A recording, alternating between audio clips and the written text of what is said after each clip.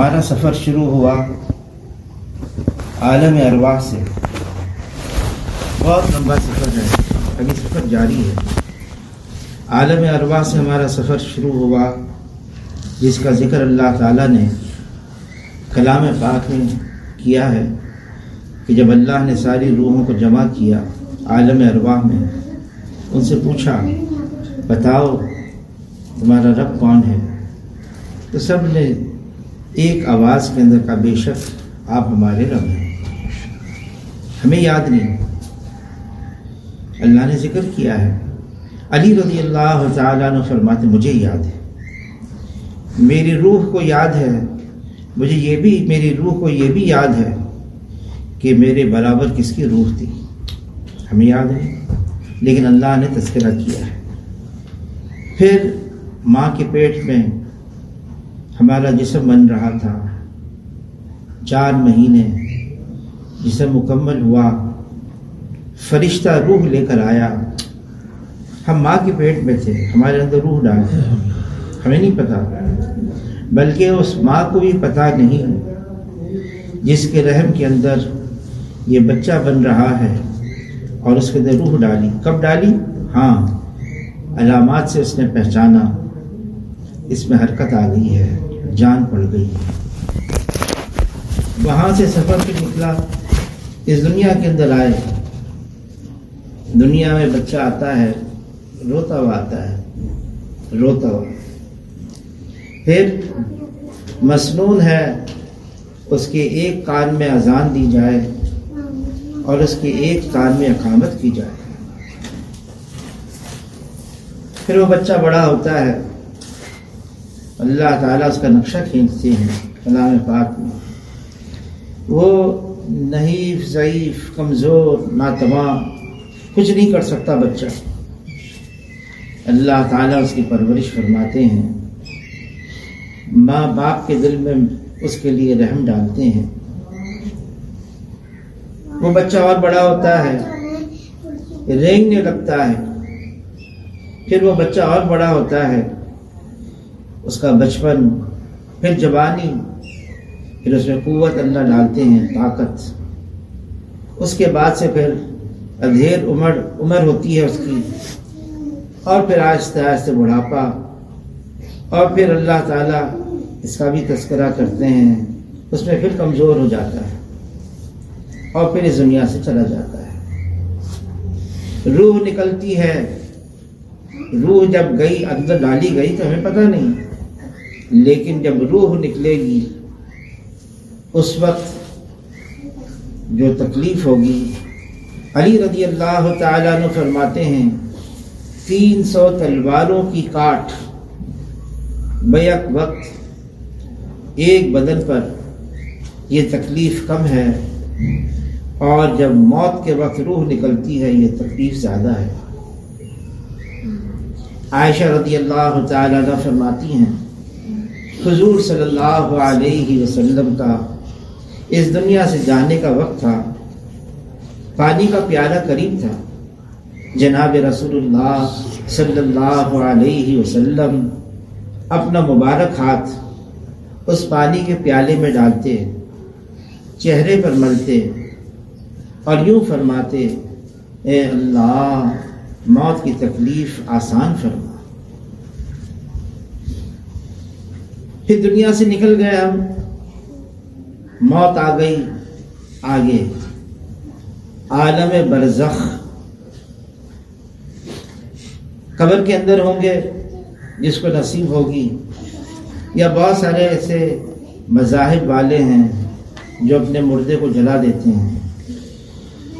ہم جاپان گئے تو وہاں جاپان کے اندر وہاں انہوں نے ایک جگہ دکھائی کہ یہاں پر جو ہے مردوں کو جلایا جاتا ہے، فرنس تھا، اور کہا اتنا زیادہ اس کا ٹیمپریچر، اور اس کے اندر مردے کو لٹاتے، اور پھر وہ پوری جو ٹرے تھی مردہ سمیت اندر جاتی، اور تھوڑی دیر کے بعد باہر نکلتی تو سارا کا سارا راکھ ہوتا.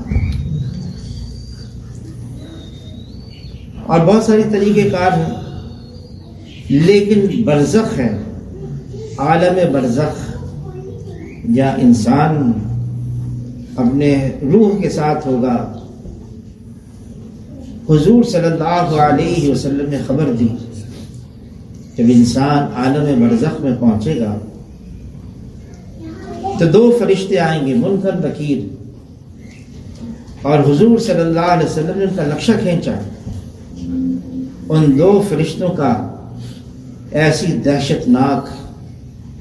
وحشت ناک ان کی شکلیں ہوں گی، ان کے منہ سے آگ کی لپٹیں نکل رہی ہوں گی، اور اتنے خوفناک اس کے بال ہوں گے، اس کا جسم اتنا، اس کا حجم اتنا بڑا ہوگا، ناخن اتنے لمبے، اس کے 2 جو دانت ہوں گے، کجلے جو اس کے ہوں گے منہ کے، وہ ایسے خوفناک ہوں گے جیسے ایک بیل کے بہت بڑے سینگ ہوتے ہیں. حضور صلی اللہ علیہ وسلم نے خبر دی یہ پوچھیں گے، ہر مرنے والے سے پوچھیں گے 3 سوال. من ربک، بتاؤ تمہارا رب کون ہے. ما دینک، یہ بتاؤ کس دین پر تم نے زندگی گزاری. اور حضور صلی اللہ علیہ وسلم کا شبی مبارک دکھا کر پوچھا جائے گا اس کے بارے میں کیا کہتے ہو. عمر رضی اللہ تعالیٰ عنہ جب حضور صلی اللہ علیہ وسلم نے یہ ساری بات سنی، عرض کیا اے اللہ کے رسول، ہر آدمی سے، ہر انسان سے، ہر بشر سے جب وہ مرے گا تو برزخ میں پہنچے گا، پھر منکر نکیر آئیں گے، اس سے یہ سوال کریں گے جو آپ فرما رہے ہیں، کیا اس وقت ہم ہوش حواس میں ہوں گے؟ حضور صلی اللہ علیہ وسلم نے فرمایا جس کا مفہوم ہے ایسے ہوش حواس میں ہوں گے جیسے ابھی تم نے مجھ سے پوچھا اور میں تم کو جواب دے رہا ہوں. عمر رضی اللہ تعالیٰ عنہ نے عرض کیا اے اللہ کے رسول، پھر کوئی پرواہ کی بات نہیں، کوئی فکر کی بات نہیں. اس پر حضور صلی اللہ علیہ وسلم فرمانے لگے جس کا مفہوم ہے تمہیں ایک کا قصہ سناؤں. جب وہ برزخ میں پہنچے گا، منکر نکیر آئیں گے اور اس سے پہلا سوال کریں گے بتاؤ تمہارا رب کون. تو یہ شخص ان منکر نکیر کو پکڑ کر یوں کہے گا میرا رب تو اللہ ہے، یہ بتاؤ تمہارا رب کون ہے. پھر وہ دوسرا سوال کریں گے بتاؤ تمہارا دین کیا ہے. وہ کہے گا میرا دین اسلام ہے، یہ بتاؤ تمہارا دین کیا ہے. حضور صلی اللہ علیہ وسلم کی شبی مبارک دکھا کر پوچھیں گے کیا کہتے ہو. یہ میرے حبیب ہیں، یہ اللہ کے رسول ہیں، یہ خاتم النبیین ہیں، یہ بتاؤ تم ان کے بارے میں کیا کہتے ہو. تو حضور صلی اللہ علیہ وسلم فرمانے لگے مسکراتے ہوئے فرمانے لگے یہ منکر نکیر ذرا ہٹ کر یوں کہیں گے اے اللہ ہمیں اتنا تو بتا دے، ہمیں مقرر کیا تھا اس پر یا اس کو مقرر کیا ہے ہم پر. پھر حضور صلی اللہ علیہ وسلم مسکراتے ہوئے ہی فرمانے لگے بتاؤں وہ شخص کون ہوگا، اس کا نام بتاؤں. وہ خطاب کا بیٹا عمر ہوگا، اور یہ بات عمر رضی اللہ عنہ سے ہی فرما رہے. برزخ حضور صلی اللہ علیہ وسلم فرماتے ہیں اس قبر کو مٹی کا ڈھیر نہ سمجھو، یا تو یہ جنت کے باغوں میں سے ایک باغ ہے یا جہنم کے گڑھوں میں سے ایک گڑھا ہے.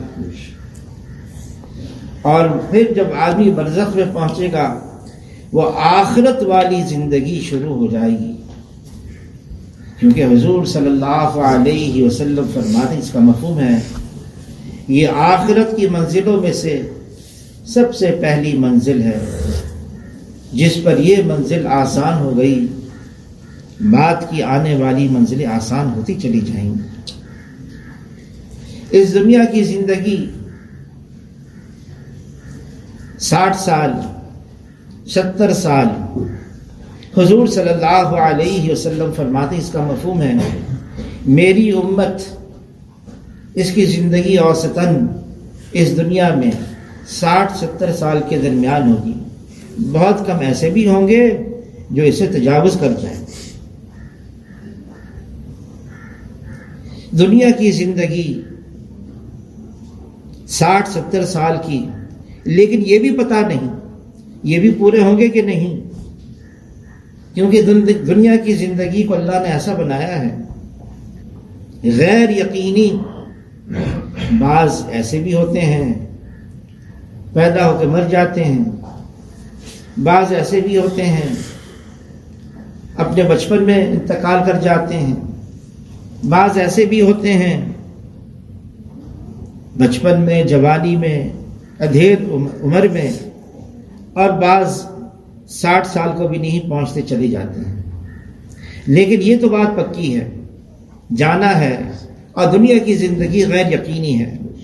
حضور صلی اللہ علیہ وسلم فرماتے ہیں میں نماز پوری کر لوں، نماز کے اختتام پر میں ایک طرف سلام پھیروں، مجھ کو پتہ نہیں میں دوسری طرف سلام پھیر سکوں گا یا نہیں پھیر سکوں گا۔ پلک جھپکنے کے برابر بھی اس دنیا کی زندگی کا بھروسہ نہیں۔ فرمایا میں لقمہ منہ میں لوں، یہ حلق سے نیچے اترے گا یا نہیں۔ جانا ضرور ہے، اللہ نے اعلان کر دیا کل نفس ذائقۃ الموت، موت کا ذائقہ یہ ہر جاندار کو چکھنا ہے۔ پھر اس کے بعد آخرت کی زندگی، برزخ۔ کتنا لمبا عرصہ ہے برزخ کا؟ حشر کا میدان جب تک قائم نہیں ہوتا برزخ میں رہنا ہے۔ برزخ کی زندگی ہے، وہ بھی کوئی ہنسی کھیل نہیں ہے۔ اس برزخ کی زندگی کے اندر ہمارے ساتھ جو کچھ ہوگا اس کا دار و مدار اس دنیا کی زندگی کے اوپر ہے، بلکہ دنیا کی زندگی یہ کھیتی ہے، یہاں جو کچھ کریں گے مرنے کے بعد ہم وہ پائیں گے۔ دنیا کی زندگی بنی اس لیے ہے، دی اس لیے ہے، اللہ نے بھیجا اس لیے ہے۔ فرمایا دنیا خلقت لکم، اس دنیا کو بنایا تمہارے لیے۔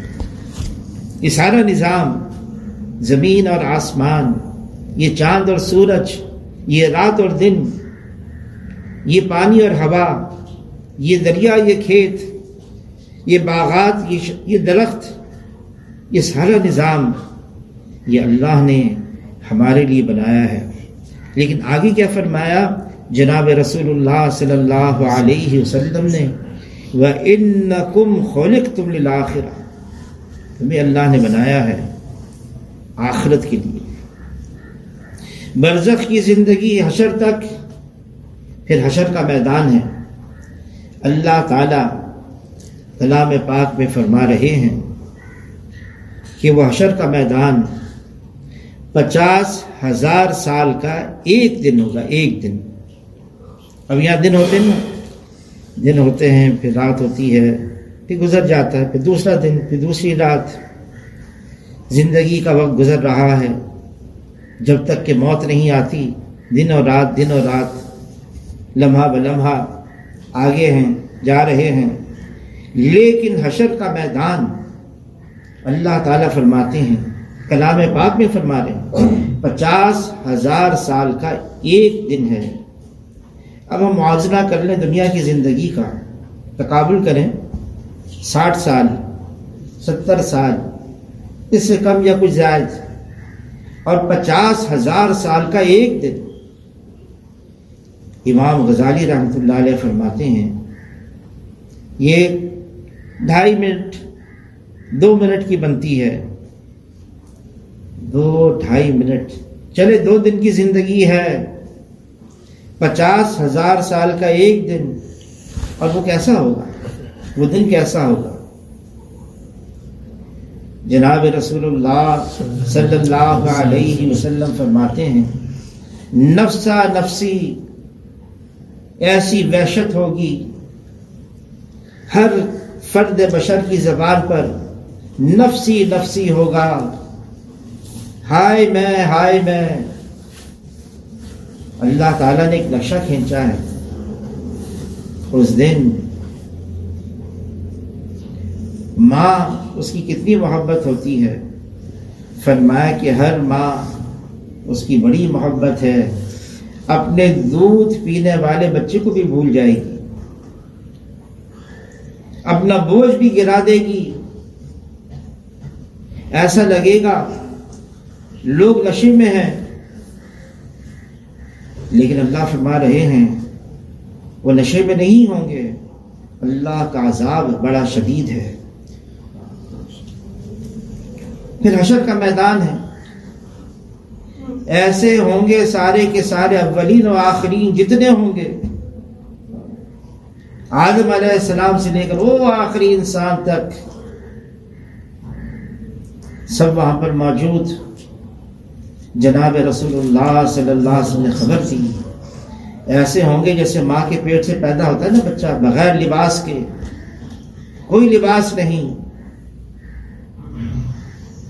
عائشہ رضی اللہ تعالی عنہ نے عرض کیا، اے اللہ کے رسول کوئی لباس نہیں، حیا کا کیا معاملہ ہوگا؟ حیا، یہ حیا بھی اللہ نے عجیب بنائی ہے۔ فرمایا ہر دین کا ایک مزاج ہوتا ہے، جو دین جناب رسول اللہ صلی اللہ علیہ وسلم لے کر آئے اس کا مزاج حیا ہے۔ فرمایا ایمان کے شعبے ہیں، حیا بھی ایمان کا ایک خاص شعبہ ہے۔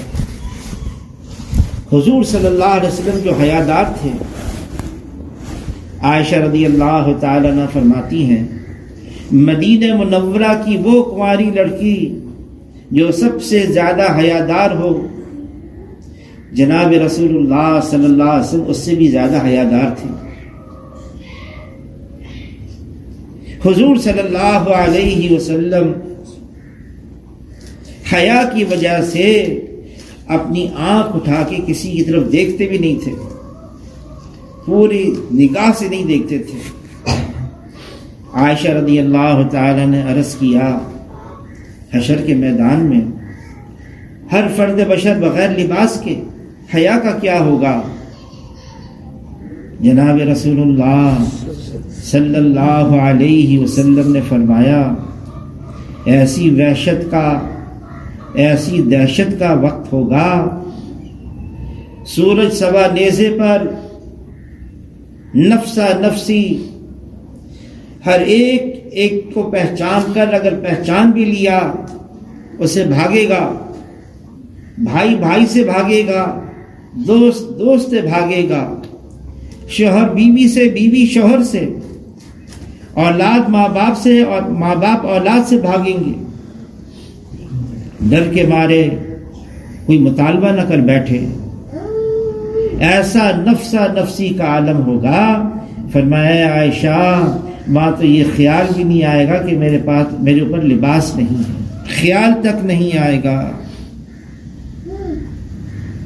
حشر کا میدان ہے، حشر کے میدان میں اس سخت دن کی وجہ سے، اس دن کی سختی کی وجہ سے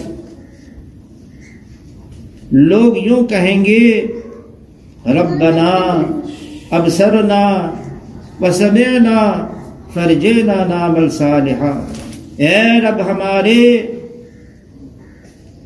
ہم نے اپنی آنکھوں سے دیکھ لیا، حشر کا میدان قائم ہے، ہماری نگاہوں کے سامنے ہے، ہم لوگوں کی چیخ و پکار کو سن رہے ہیں، فرجعنا، ہمیں لوٹا دیا جائے، ہمیں اس لیے لوٹا دیا جائے، اب تیاری کر کے آئیں گے، اچھے عمل کر کے آئیں گے۔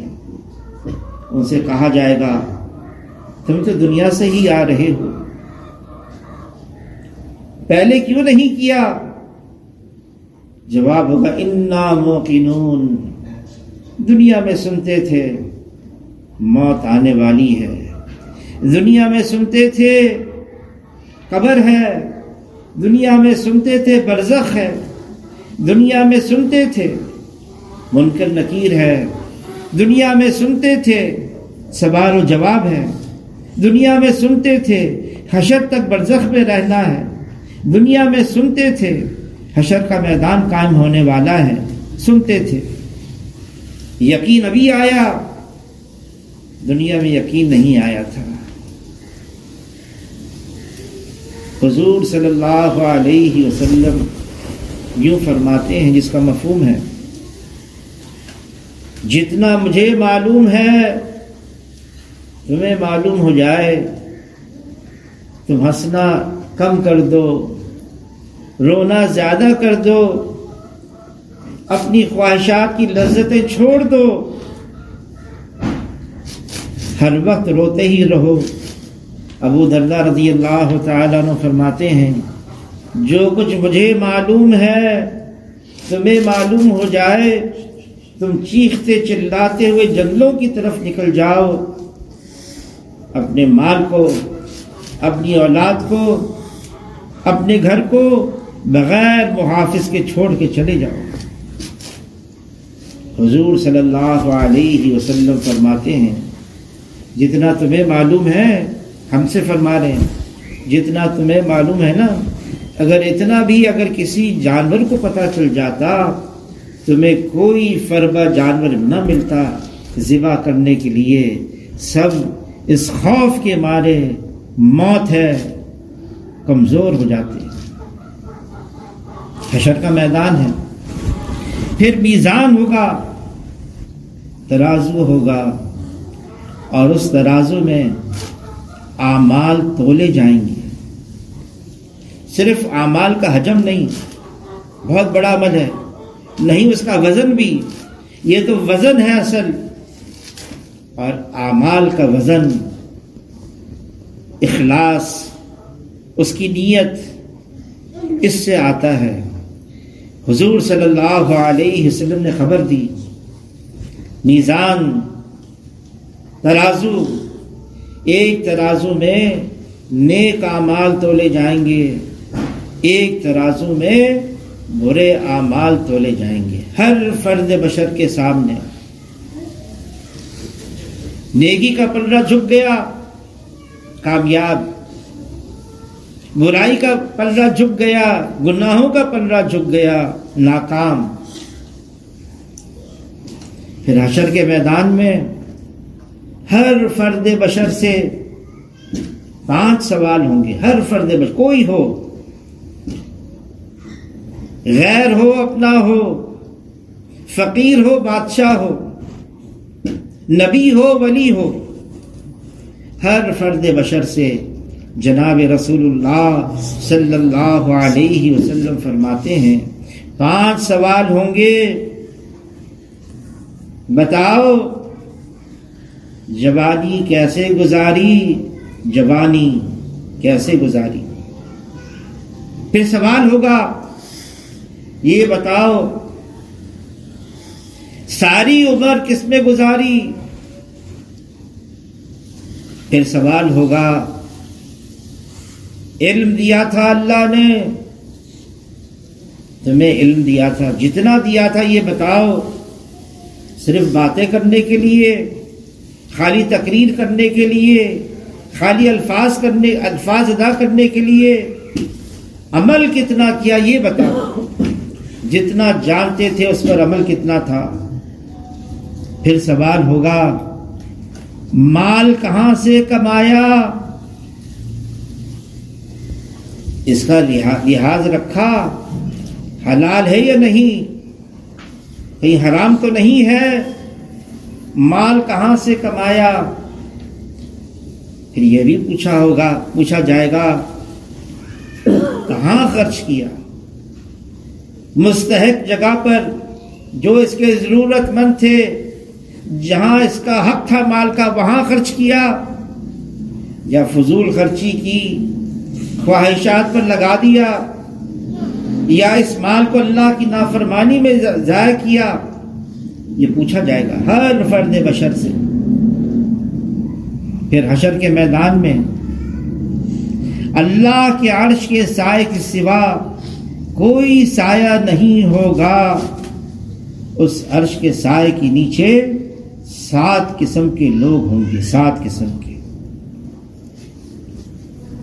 اور ان میں ایک عادل بادشاہ، صرف بادشاہ نہیں، الفاظ ایسے حضور صلی اللہ علیہ وسلم نے ادا کیے، ہر ذمہ دار جس کے ماتحت لوگ ہوں، کوئی ہو، اس کی کوئی ذمہ داری ہے، اس سے پوچھا جائے گا یہ بتاؤ ذمہ داری کیسے استعمال کی، مجھے اختیار دیا اللہ نے، کیسے استعمال کیا، اور یہ اگر انصاف کے تحت استعمال کرے گا یہ اللہ کے عرش کے سائے کے نیچے ہوگا حشر کے میدان میں. جوانی میں اللہ کی عبادت کی، اپنے آپ کو خواہشات سے روکے رکھا، نفسانیت سے، شہوات سے، منکرات سے، اللہ کی عبادت کی، یہ اللہ کے عرش کے سائے کے نیچے ہوگا. حشر کے میدان میں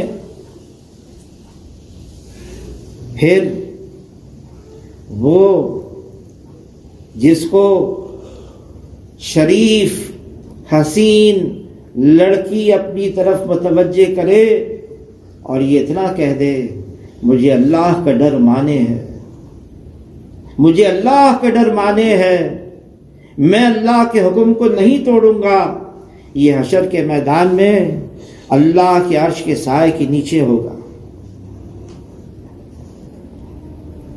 اس کے بعد وہ بھی ہوگا اللہ کے عرش کے سائے کے نیچے جس کا دل مسجد میں اٹکا رہے. یہ نہیں فرمایا جو مسجد میں اٹکا رہے، کام بہت سارے کرنے ہیں، یہ فرمایا جس کا دل مسجد میں اٹکا رہے. یہ مسجد جو مسجد سے جڑ گیا وہ اللہ کے دین کے ساتھ جڑ گیا، جو اللہ کے دین کے ساتھ جڑ گیا وہ اللہ سے جڑ گیا. دل اٹکا رہے. مستورات کے لیے کیا ہے؟ نماز کا وقت آ گیا، انتظار میں، ہر وقت اس کا خیال لحاظ، کام بہت سارے کرنے ہوتے ہیں، ایسا نہ ہو مشغولیت مصروفیت بھول جائیں. نماز کا وقت آ گیا، نماز پڑھنی ہے. مولانا احسان صاحب تو فرمانے لگے مستورات بھی اپنے گھر کے اندر جگہ مقرر کریں، یہ وہ جگہ ہے جہاں مجھے نماز پڑھنی ہے، یہ وہ جگہ ہے جہاں مجھے تلاوت کرنی ہے، یہ وہی جگہ ہے جہاں مجھے اللہ کا ذکر کرنا ہے. اللہ کے عرش کے سائے کے نیچے وہ ہوگا جو اللہ کا ذکر کرے، اللہ کو یاد کرے، تنہائی کے اندر رونے لگے. تنہائی، اگر تنہائی پاکیزہ ہے، اللہ کی طرف سے بہت بڑی نعمت ہے. آج کیا ہو گیا؟ سب سے زیادہ نقصان آج یہ ہوا ہے دین کے اعتبار سے تنہائی ناپاک ہو گئی. مولانا احسان صاحب فرمانے لگے ہم تو پہلے نفس اور شیطان کو روتے تھے، اب تو ایسا آلہ آ گیا وہ ہر جیب میں پہنچ گیا، ہر گود میں آ گیا. کیا کریں؟ جناب رسول اللہ صلی اللہ علیہ وسلم نے خبر دی صحابہ کو، ایسے لوگ آئیں گے بہت اعمال کریں گے، بڑے بڑے، حشر کے میدان میں وہ اعمال لے کر آئیں گے، بڑے نیک اعمال، تہجد گزار، روزہ بھی رکھتے تھے، تلاوت بھی کرتے تھے، نمازوں کا بھی اہتمام کرتے تھے، سارے اعمال کرتے تھے،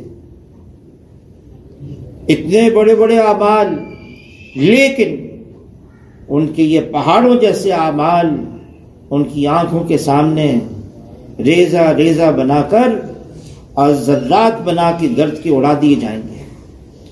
صحابہ کرام حیران، اے اللہ، اس لیے گھبرا گئے، اے اللہ کے رسول کیا کمی، کیا کرتے تھے؟ صحابہ کو تو فکر ہوتی تھی ہم بھی بچے، ایسا نہ ہو کہ ہم اس میں آ جائیں۔ اے اللہ کے رسول کیا بات تھی؟ فرمایا جس کا مفہوم ہے جب تنہائی ملتی، خلوت ملتی، علیحدگی ملتی، وہ اللہ کے حرام کاموں میں مبتلا ہو جاتے۔ صحابہ کرام ڈر گئے۔ فرمایا جناب رسول اللہ صلی اللہ علیہ وسلم نے وہ تمہاری ہی طرح کام کریں گے، اعمال کریں گے، لیکن تنہائی، ان کی خلوت وہ ناپاک ہوگی، وہ حرام کرنے والے ہوں گے۔ اللہ تعالیٰ نے جو ہمیں احکامات دیے نا، کرنے والے احکامات دیے، کرو، رکنے والے کام دیے، اسے بچو۔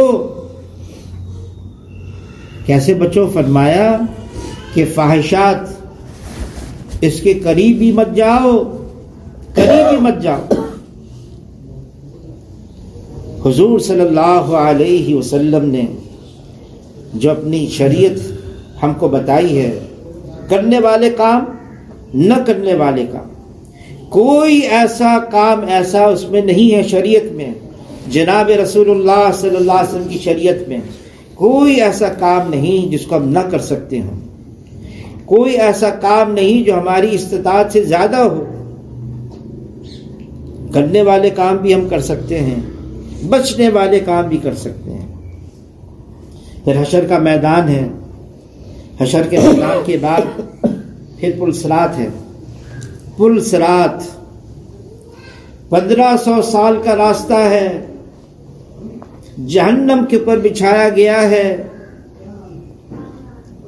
اس کی جو البدایہ والنہایہ میں تعریف کی گئی ہے پل صراط کی، بال سے زیادہ باریک، تلوار سے زیادہ تیز جہنم کے اوپر بچھائی گئی ہے۔ اب خود سوچیں، تلوار سے زیادہ تیز، وہاں تو لوگ کٹ کٹ کے اس پر چلیں گے تو نیچے گریں گے، نیچے جہنم ہے۔ ہاں اگر کوئی بچ بھی گیا تو آکڑے ہوں گے جہنم کے اور وہ پکڑ کر نیچے لے کر آئیں گے۔ لیکن یہ بھی جناب رسول اللہ صلی اللہ علیہ وسلم نے فرمایا، جس کا مفہوم ہے جب ایک ایمان والا، جب ایک اعمال والا، جب کوئی اللہ والا اس پل صراط پر سے گزرے گا، جہنم کہے گی اے اللہ کے بندے جلدی سے گزر جا، تیری وجہ سے میں ٹھنڈی ہو رہی ہوں۔ پل صراط ہے۔ اس کے بعد پھر موت کو مینڈے کی صورت دی جائے گی، تمام انسانوں کے سامنے ذبح کیا جائے گا، اعلان ہوگا آج موت کو بھی موت آ گئی، آج کے بعد کسی کو موت نہیں ہے۔ پھر جنت ہے، پھر جہنم ہے، ہمیشہ ہمیشہ کی زندگی ہے۔ جنت میں جو نعمتیں ہیں، انعامات ہیں، فرمایا کسی فرد بشر کے دل پر بھی اس کا خیال نہیں گزرا کیا کیا ہے۔ پھر جہنم ہے، اللہ تعالیٰ فرماتے ہیں کلام پاک میں، جس کا مفہوم ہے کہ تم جانتے ہو وہ دہکتا ہوا آگ کا گولا کیا ہے؟ فرمایا وہ دہکتا آگ کا گولا ہم نہیں سمجھ سکتے دنیا کے اندر۔ حضور صلی اللہ علیہ وسلم ان کے ارشادات سے یہ بات معلوم ہوتی ہے۔ فرمایا جس کا مفہوم ہے اگر جہنمی کو جہنم سے نکال کر دنیا کی آگ میں ڈال دیا جائے گا تو وہ اس کو نیند آ جائے گی، اس کو سکون ملے گا۔ یہ ساری باتیں ہیں جس کی خبر جناب رسول اللہ صلی اللہ علیہ وسلم دے کر گئے ہیں، حقیقت ہے، صرف باتیں نہیں، صرف کہانی نہیں، ایک حقیقت ہے، ایسا ہونے والا ہے۔ مولانا عمر پالنپوری صاحب فرمانے لگے، جیسے کرنی ویسے بھرنی، نہ مان تو کر کے دیکھ، جنت بھی ہے دوزخ بھی ہے، نہ مان تو کر کے دیکھ، جنت بھی ہے دوزخ بھی ہے، نہ مان تو مر کے دیکھ۔ آج موقع ہے، آج ہمارے پاس وقت ہے، جو کرنا ہے آج کر سکتے ہیں، یہ موقع پھر ہاتھ سے نکل جائے گا۔ دنیا کی زندگی ایک ہی دفعہ ملی، ایک ہی دفعہ، جو اس دنیا سے نکل گیا نکل گیا، بس پھر کبھی بھی واپس نہیں آئے گا۔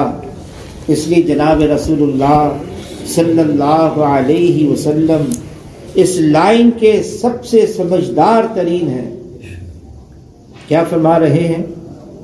عقل مند ہے وہ انسان جو موت کو کثرت سے یاد رکھے، موت سے پہلے موت کی تیاری کر لے۔ عقل مندی کی بات یہ ہے۔ کیا ہو گیا آج ہمیں؟ اس دنیا نے دھوکے پہ ڈال دیا۔ نظر آ رہی ہے دنیا میں چاروں طرف سے، یہ دنیا دھوکہ دیتی ہے۔ جناب رسول اللہ صلی اللہ علیہ وسلم نے فرمایا، یہ دار الغرور ہے۔ جس اللہ نے اس دنیا کو بنایا ہے وہ یوں فرما رہا ہے، یہ کھیل تماشا ہے۔ یہ آدمی کو دھوکے میں ڈالتا ہے۔ دھوکہ کیا ہے؟ فرعون، اس نے ملک مصر کو دیکھا، اللہ نے اس کا تذکرہ کلام پاک میں کیا ہے۔ اس نے یوں کہا، یہ ملک مصر میرا ہے، دیکھتے نہیں؟ پھر کہا یہ باغات اس ملک میں میرے ہیں۔ پھر کہا یہ محلات یہ میرے ہیں، مجھے بادشاہ بنا دیا، بلکہ انا ربکم الاعلی۔ یہ دنیا دھوکہ دیتی ہے، اس دھوکے میں آ جاتے ہیں، لیکن انجام کیا ہے یہ بھی دیکھنا ہوگا۔ شاہ فیصل سعودی عرب کے بادشاہ تھے، گولی مار دی، شہید ہو گئے۔ اس کے جنازے میں جا رہے تھے، جہاز میں بیٹھے ہوئے، بھٹو صاحب بھی تھے، مفتی محمود صاحب بھی تھے، بہت سارے لوگ تھے۔ تو بھٹو صاحب جو ہے وہ آگے بیٹھے تھے، جہاز کی کچھ جو کرسی تھی، جو فرسٹ کلاس تھا، وہاں بیٹھے تھے، اکیلے بیٹھے تھے۔ مفتی محمود صاحب بالکل پیچھے بیٹھے تھے، اور بھٹو صاحب سارے سفر، وہ 2.5 گھنٹے کا سفر، 3 گھنٹے کا سفر، وہ کتاب پڑھتے رہے۔ 1 گھنٹہ گزرا، 1.5 گھنٹہ گزرا، مفتی محمود صاحب اپنی کرسی سے اٹھے، ان کی کرسی کے برابر آ کے بیٹھ گئے، سلام کلام، کیا پڑھ رہے ہیں آپ؟ بھٹو صاحب نے کہا، میں ہٹلر کی زندگی کے واقعات پڑھ رہا ہوں۔ اس میں کیا کیا پڑھ رہے ہیں؟ میں یہ پڑھ رہا ہوں کس طرح سے اس نے اپنی فوج کو کامیابی تک پہنچایا، کیسے اس نے ملک فتح کیے، اس نے کیا کیا کیا۔ مفتی محمود صاحب فرمانے لگے، اس کا انجام بھی پڑھ لینا، آخر میں کیا ہوا یہ بھی پڑھ لینا۔ انجام کیا ہوا فرعون کا؟ چند ڈبکیاں پانی میں، چند ڈبکیاں، ہوش ٹھکانے آ گئے۔ پھر کہنے لگا مرتے مرتے اب میں ایمان لے آیا۔ کیا فائدہ؟ جب موت کا فرشتہ نظر آ جائے، جب غرغرہ شروع ہو جائے، جب آخرت کا منظر، دنیا اوجھل ہو جائے، پھر کوئی فائدہ نہیں۔ آج موقع ہے، یہ دنیا دھوکہ دیتی ہے، فرمایا اس دنیا سے بچو، یہ ہاروت اور ماروت سے زیادہ جادو کرنے والی ہے، دنیا کو اپنا سردار نہ بناؤ، یہ تمہیں اپنا غلام بنا دے گی۔ فرمایا دنیا اس کا گھر ہے جس کا آخرت میں کوئی گھر نہیں، دنیا اس کا مال ہے جس کا آخرت میں کوئی مال نہیں، دنیا کے لیے وہ جمع کرے جس میں ذرا بھی عقل نہیں۔ جناب رسول اللہ صلی اللہ علیہ وسلم کیا فرما رہے ہیں؟ ذرا سوچیں تو صحیح، کیا فرما رہے ہیں؟ الدنیا جیفہ، یہ دنیا مردار ہے، مردار ہوتا ہے نا، مردار، وطالبها کلاب، صرف طلب کرنے والے وہ کتے ہیں۔ جناب رسول اللہ صلی اللہ علیہ وسلم فرما رہے ہیں جیسے کتے مردار پر آتے ہیں، گدھ آتے ہیں اور جانور آتے ہیں، کھانا شروع کر دیتے ہیں اس کو، مردار کو۔ فرمائی دنیا مردار ہے۔ جناب رسول اللہ صلی اللہ علیہ وسلم تو یہاں تک فرماتے ہیں جو صرف رئیس لوگوں کی طرف للچائی ہوئی نگاہوں سے دیکھتا ہے وہ آسمانوں کی بادشاہت میں ذلیل سمجھا جاتا ہے۔ جس اللہ نے اس دنیا کو بنایا ہے، جناب رسول اللہ صلی اللہ علیہ وسلم فرماتے ہیں اگر یہ دنیا اللہ کی نگاہ میں مچھر کے پر کے برابر بھی ہوتی تو اللہ تعالیٰ کافروں کو ایک گھونٹ پانی کا نہ دیتے۔ اور حضور صلی اللہ علیہ وسلم یہ بھی فرماتے ہیں جب میری امت دنیا کو بڑی چیز سمجھنے لگے گی، اسلام کی ہیبت اور وقت دلوں سے نکل جائے گی۔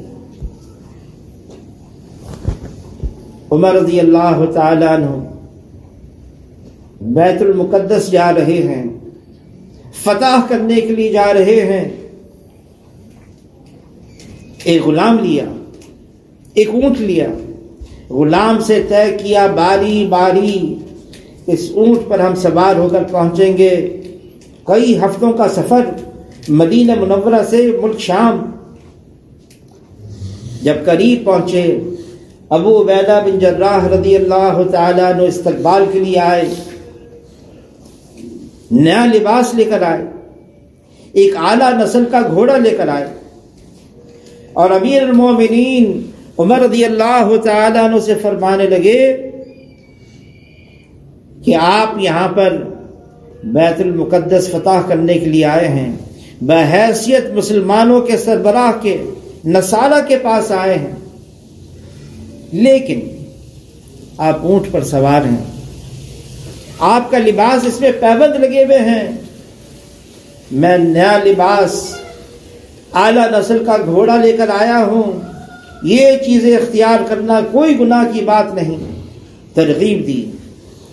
امیر المومنین عمر رضی اللہ تعالیٰ عنہ نے قبول کر لیا، پرانا لباس اتار کر نیا لباس، اونٹ چھوڑ کر گھوڑے پر سوار ہو گئے، لیکن چند قدم چلے، چند قدم، گھوڑا چند قدم چلا، عمر رضی اللہ تعالیٰ رک گئے، اپنے آپ کو دیکھنے لگے اور واپس آئے، نیا لباس اتار کر پرانا لباس، واپس اونٹ پر سوار ہو گئے، یوں فرمانے لگے ابو عبیدہ بن جراح رضی اللہ تعالیٰ سے، صرف ان کو نہیں ہم سے فرمانے لگے اللہ نے ہمیں عزت دی ہے اسلام کی وجہ سے، اگر اسلام کے علاوہ کہیں اور عزت تلاش کریں گے اللہ ذلیل کر دیں گے۔ ہماری عزت، ہماری شرافت، ہماری بڑائی، ہمارے لیے سکون اطمینان دنیا کے لباس میں نہیں، دنیا کی سواریوں میں نہیں، دنیا کے کاموں اور چیزوں اور نقشوں میں نہیں، ہماری عزت اور شرافت تو حضور صلی اللہ علیہ وسلم والے اعمال ہیں، یہ اعمال ہمارے اندر ہیں، ہم دنیا میں عزت والے ہیں، یہ اعمال جناب رسول اللہ صلی اللہ علیہ وسلم کے ہمارے پاس ہیں، ہم دنیا کے اندر کرامت والے ہیں، شرافت والے ہیں، عزت والے ہیں، ہماری زندگی پرسکون ہے۔ اگر حضور صلی اللہ علیہ وسلم کی مبارک زندگی ہے، اگر یہ زندگی نہیں ہے، نقشے ہوں، دنیا ہو، چیزیں ہوں، ڈگری ہو، منصب ہو، عہدہ ہو، سب بیکار، یہ سب یہیں رہ جائے گا، کوئی ساتھ جانے والا نہیں، بلکہ جن کے پاس ہیں دنیا میں ہی موت سے پہلے ہی اللہ دکھا دیتے ہیں، یہاں کی کوئی چیز کام نہیں آتی۔ ہاں اگر کام آنے والی ہے وہ حضور صلی اللہ علیہ وسلم کی مبارک زندگی ہے، اللہ اس سے راضی ہو جائیں گے۔ اب ساری محنت اس کے لیے ہے، اب جو بیعت کا سلسلہ ہے یہ حضور صلی اللہ علیہ وسلم سے ثابت ہے، اس میں کوئی شک نہیں، یہ نہ یہ فرض ہے نہ واجب ہے، لیکن حضور صلی اللہ علیہ وسلم سے ثابت ہے۔ حضور صلی اللہ علیہ وسلم صحابہ کو اپنے ہاتھ، مردوں کو ہاتھ پہ ہاتھ رکھے بیعت کرتے تھے، ثابت ہے، اور مستورات کو پردے میں رہتے ہوئے، ایک چادر تھی یمنی چادر، پھیلاتے اندر پردے میں اور مستورات اندر ہوتی، چادر پر ہاتھ رکھتی ہوں، حضور صلی اللہ علیہ وسلم ایک کونا چادر کا جو باہر ہوتا اس پر ہاتھ رکھتے۔ یہ بیعت کس پر ہوتی؟ عنوانات ہوتے ہیں، ہم اللہ کے ساتھ شرک نہیں کریں گے، ہم اللہ کے ساتھ کسی کو برابر نہیں مانیں گے، ہم سوال کریں گے تو صرف اللہ سے سوال کریں گے، ہم اللہ کے غیر کی طرف نگاہ نہیں لے کر جائیں گے، ہم اللہ کے راستے میں جہاد کریں گے، ہم اپنے مردوں کو اللہ کے راستے میں جہاد کے لیے بھیجیں گے، اللہ کے راستے میں بھیجیں گے، ہم مال جو اللہ نے دیا ہے اس کی زکوٰۃ بھی دیں گے، خیرات بھی دیں گے، صدقات بھی دیں گے، اللہ کے راستے میں خرچ کریں گے۔ مختلف عنوانات پر بیعت ہوتی، مردوں سے بھی مستورات سے بھی۔ اللہ نے ایک بیعت کا ذکر کلام پاک میں کیا ہے، بیعت رضوان کا، جو درخت کے نیچے ہوئی، اور اللہ نے یہ بھی فرما دیا جو اس بیعت میں شریک ہوئے اللہ نے سب کی مغفرت فرما دی۔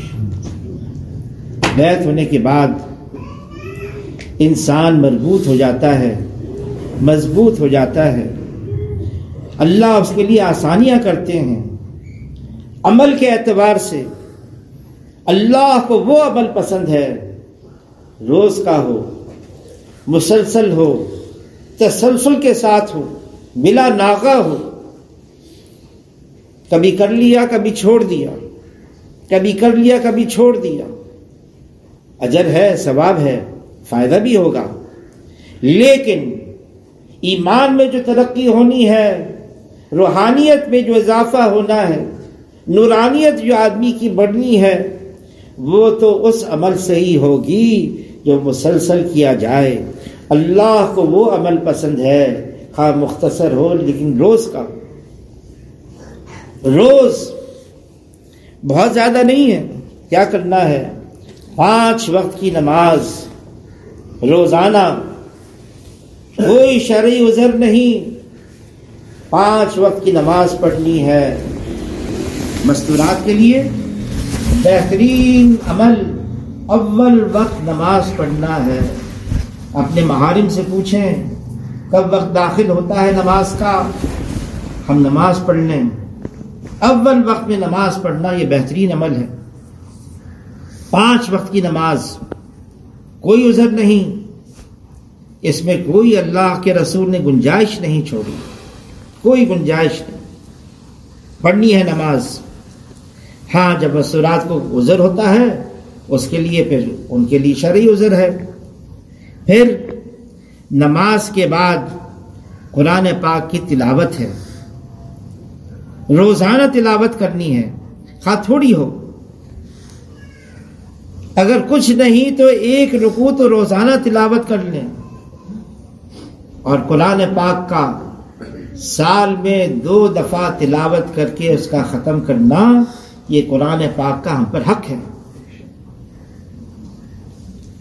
تلاوت کرنا نہیں آتی، تلاوت کرنا، قرآن پاک پڑھنا نہیں آتا، سیکھے، یہ اللہ کا کلام ہے، یہ اللہ نے اتارا ہے، امام احمد بن حنبل رحمۃ اللہ علیہ فرماتے ہیں اللہ کا قرب جو قرآن پاک کی تلاوت سے ملتا ہے کسی اور عمل سے نہیں ملتا. یہ اللہ کا کلام ہے, یہ اللہ سے نکلا ہوا کلام ہے. ہم روزانہ قرآن پاک کی تلاوت کریں. پھر تسبیحات ہیں, سوئم کلمہ, درود شریف, استغفار ہے. کم سے کم ایک تسبیح صبح کو, ایک تسبیح شام کو. استغفار, اپنے گناہوں کو یاد کر کے توبہ کرنا, معافی مانگنا. جو استغفار کو لازم قرار دیتا ہے اللہ تعالی ہر ضیق سے, ہر تنگی سے, ہر ہم سے, ہر غم سے اس کے لیے راہیں نکالتے ہیں. ایسی جگہ سے روزی عطا فرماتے ہیں جہاں سے وہم و گمان بھی نہیں ہوتا. کم سے کم ایک تسبیح صبح کو, ایک تسبیح شام کو. ہمارے سارے مسائل کا حل یہی ہے. اللہ تعالیٰ کلام پاک میں فرماتے ہیں, اس کا مفہوم ہے جناب رسول اللہ صلی اللہ علیہ وسلم سے جب تک آپ ان کے درمیان میں نفس نفیس شامل ہیں, ان کے درمیان میں کوئی اللہ کا عمومی عذاب نہیں آئے گا, یا جب تک یہ استغفار کرتے رہیں کوئی عمومی عذاب نہیں آئے گا. پھر ایک تسبیح درود شریف کی, صبح کو بھی شام کو بھی. حضور صلی اللہ علیہ وسلم کا ہم پر بڑا حق ہے. جو صرف ایک دفعہ درود شریف پڑھتا ہے جناب رسول اللہ صلی اللہ علیہ وسلم پر 10 رحمتیں نازل ہوتی ہیں. 10 رحمتیں, 10 گناہ معاف ہوتے ہیں, 10 درجات بلند ہوتے ہیں.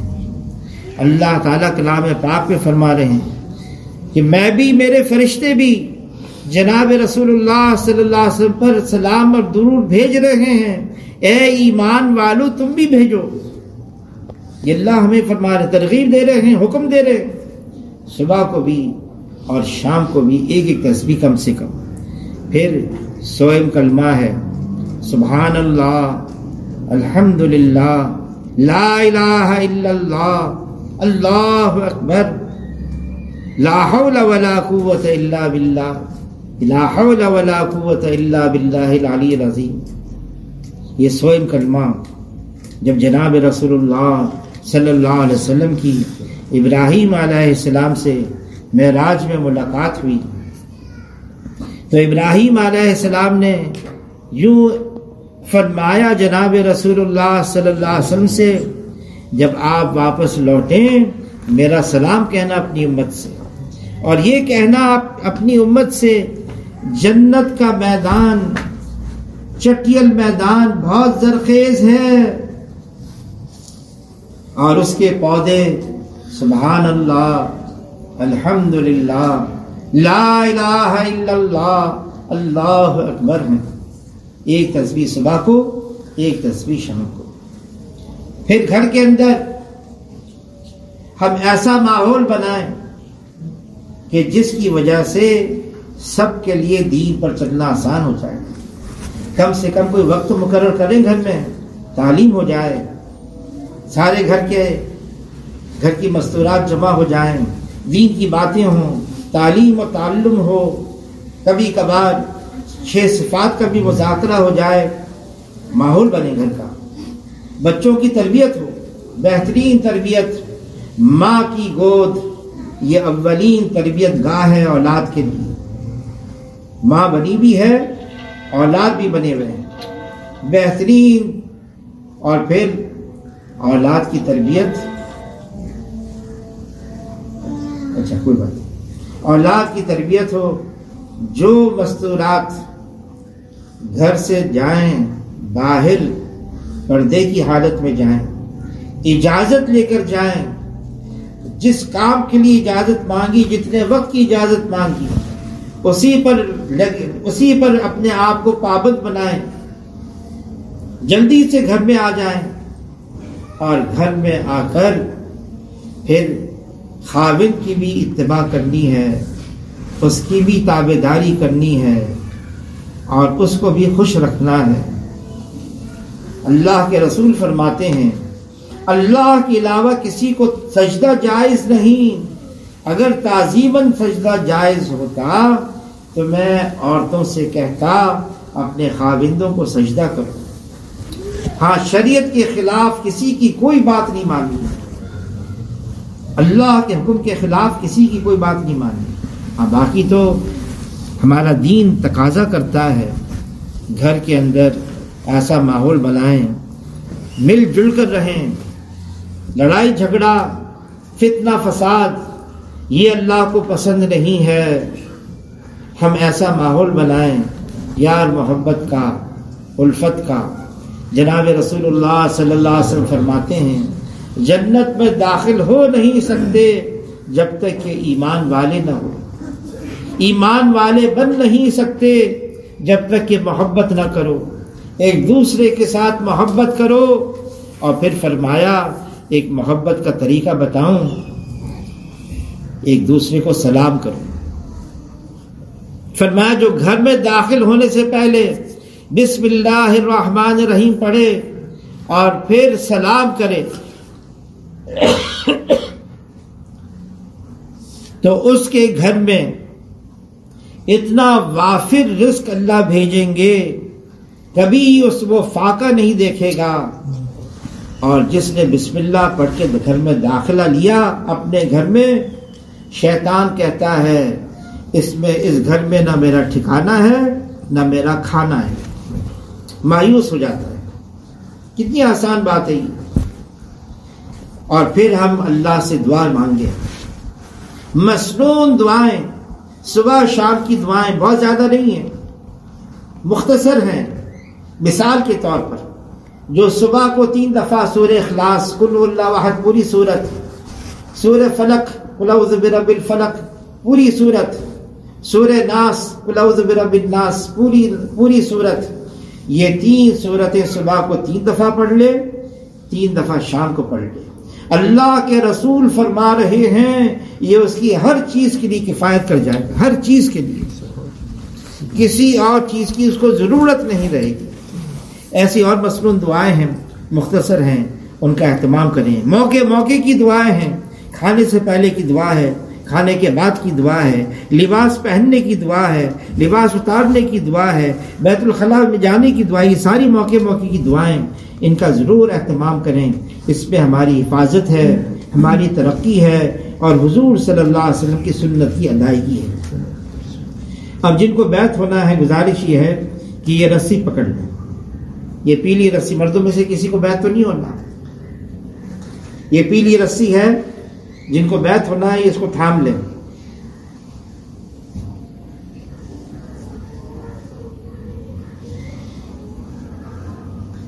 اب جو الفاظ کہے جا رہے ہیں دھیمی آواز میں، مستورات کا صرف اس کا چہرہ، اس کا بدن ہی یہ پردے والی چیز نہیں بلکہ اس کی آواز بھی پردہ ہے. دھیمی آواز میں جو میں کہہ رہا ہوں اس کو دہراتے رہیں. بسم اللہ الرحمن الرحیم. ایمان لایا میں اللہ پر، اس کے فرشتوں پر، اس کی کتابوں پر، اس کے رسولوں پر، قیامت کے دن پر اور تقدیر پر کہ ہر چیز اللہ کی طرف سے ہے، بھلا بھی اور برا بھی. توبہ کی میں نے کفر سے، شرک سے، بدعت سے، نماز چھوڑنے سے، پرایا مال ناحق کھانے سے،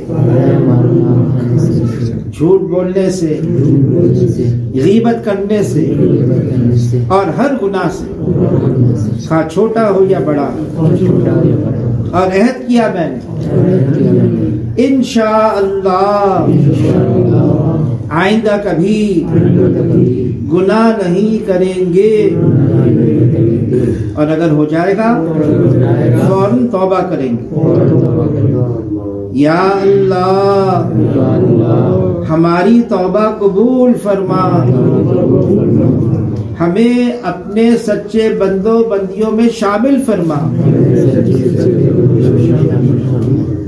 بیعت کی ہم نے چاروں سلسلوں میں شیخ الحدیث مولانا زکریا صاحب رحمت اللہ علیہ سے بواسطہ مولانا عبد الحفیظ مکی رحمت اللہ علیہ سے نوشاد کے ہاتھ پر اب یہ بیعت مکمل ہو گئی. جتنی گزارشات سامنے آئی